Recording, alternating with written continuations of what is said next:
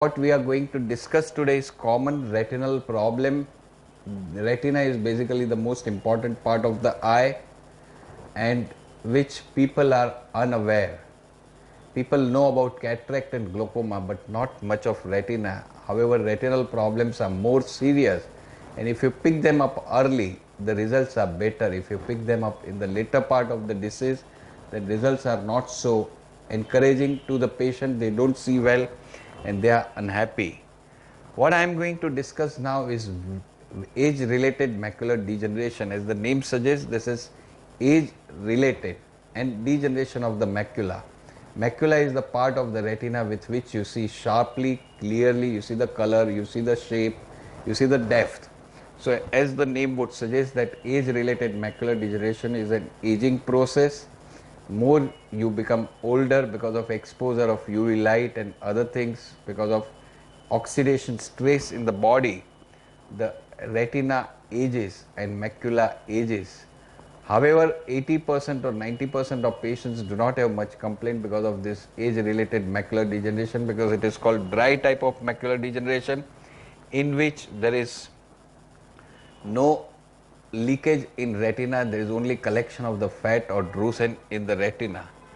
10% of patients have what is called wet age related macular degeneration. Wet means which is moist, and it is because of leakage in retina. As you see in this photograph, this patient has lot of lipids or fat in the retina and lot of swelling in the retina, and there is a membrane or a scar here, and this is an advanced disease in the left eye, and the vision is markedly less, reduced to counting finger only at half meter.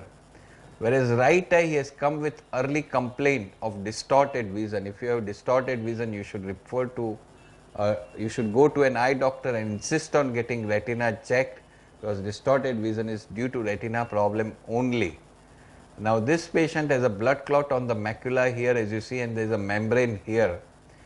So this is called wet age related macular degeneration. We have picked it up in the early stage, as vision is practically normal.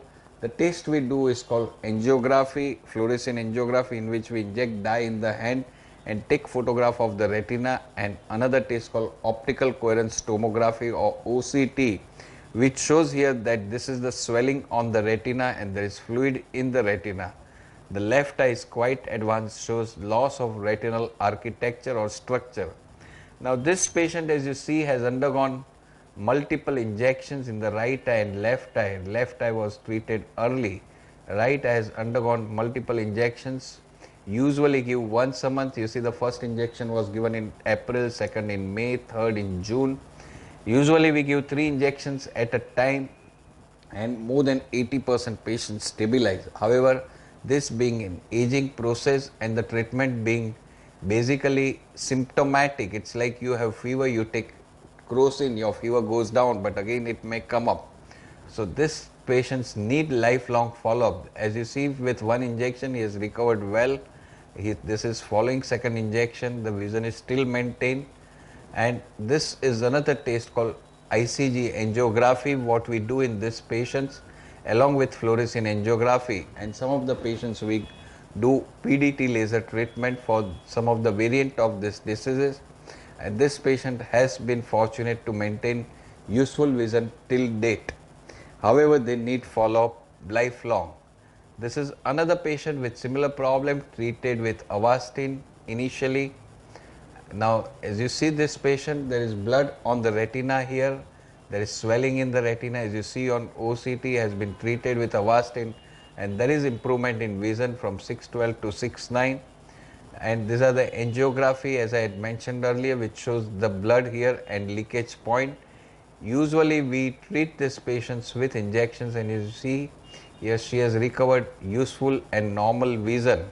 However, this patient needed lifelong follow-up, because again there could be leakage and there could be again problem and may need treatment.